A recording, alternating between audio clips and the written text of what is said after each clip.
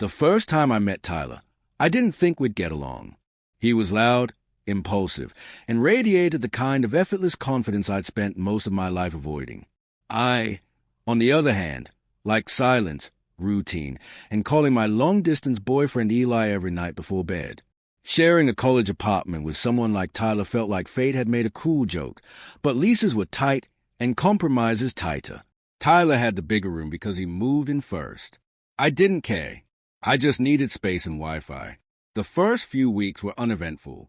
We kept to ourselves, exchanged the occasional hey, man in the kitchen, and mostly lived in separate worlds.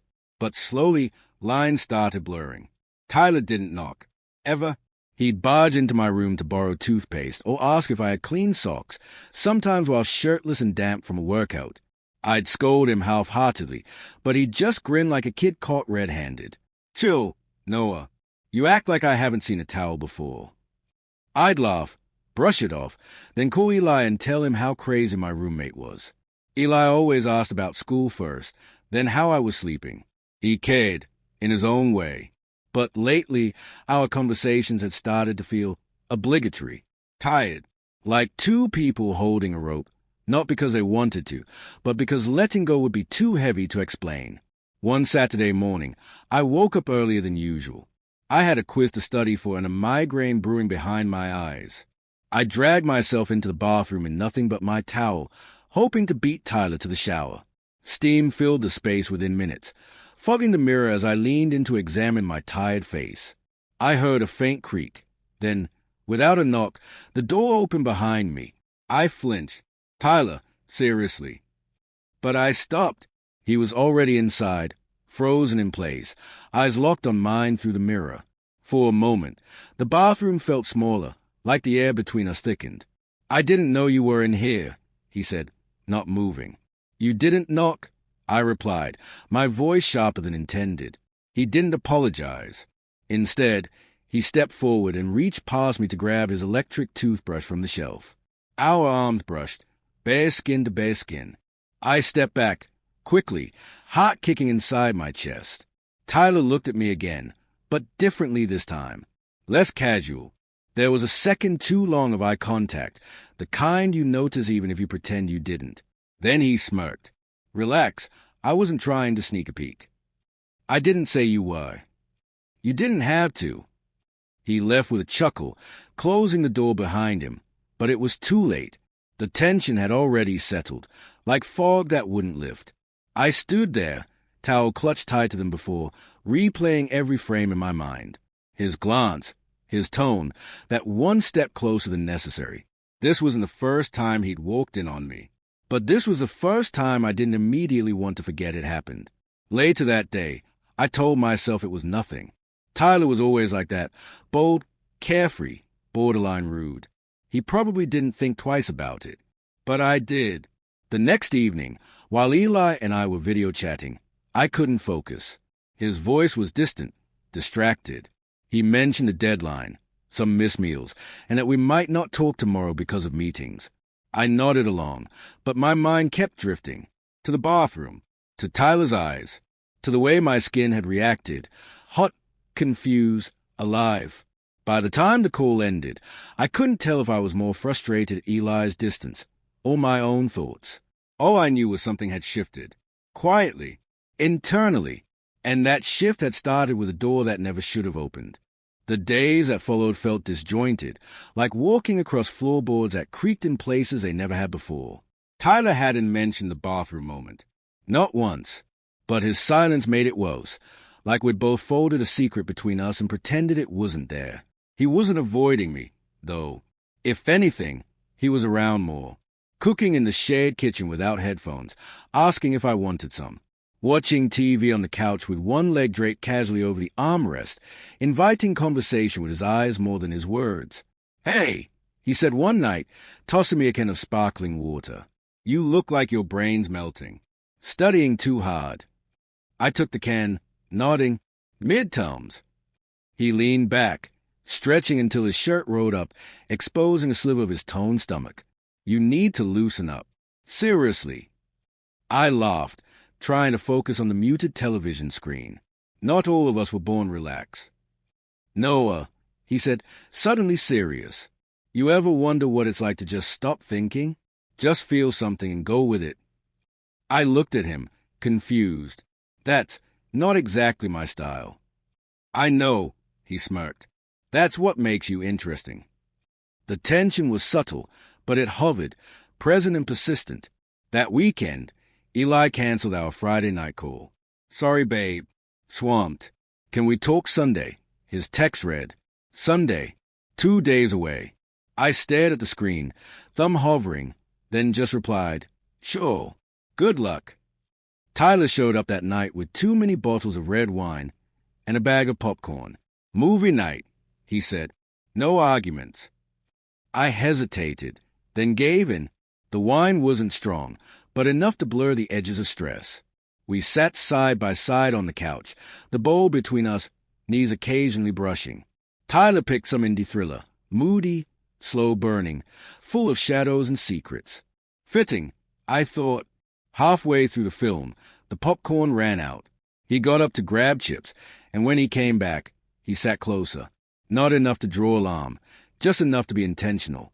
You okay? He asked. I blinked. Why wouldn't I be? You've been different since the other day. I didn't answer.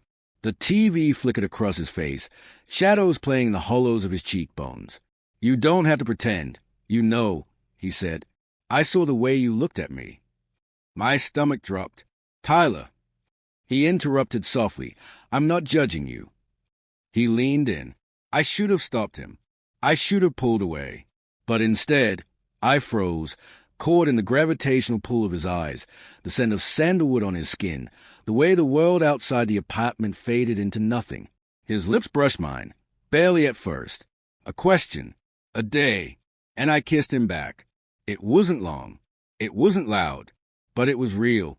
Real enough that when I finally pulled away, I couldn't speak. He looked at me like he already knew.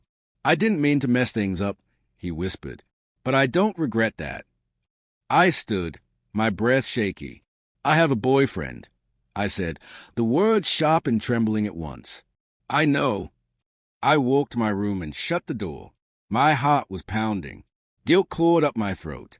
I hadn't planned this, hadn't wanted it, but I hadn't stopped it either. I sat on the edge of my bed, staring at the dark screen of my phone. Eli's name in my recent calls list felt like a weight. I couldn't bear to press it. I lay down, eyes open to the ceiling, replaying the kiss over and over. The moment we crossed the line, the second everything changed. Out there, the TV was still. The morning after the kiss, the apartment felt colder, quieter in a way that wasn't comforting. I heard Tyler in the kitchen, clinking dishes, humming something under his breath like nothing had happened, like he hadn't tilted my world with one impulsive act. I stayed in my room longer than usual, staring at the ceiling, my thoughts fraying at the edges. My phone buzzed. Eli, hey babe, just checking in.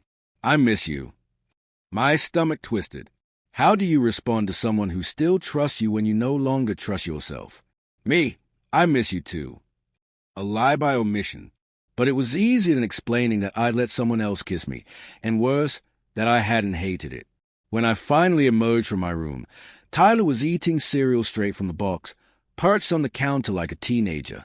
He looked up, his eyes searching mine. You okay? He asked. I'm not sure, I said honestly. He set the box down and crossed his arms. Look, if you want to hate me, go ahead, but don't pretend like you didn't want that kiss too. His bluntness struck something inside me. Anger, maybe, or fear, or just a shame I didn't know where to place. I didn't plan for any of this, I said, voice tight. I didn't come here to cheat on Eli.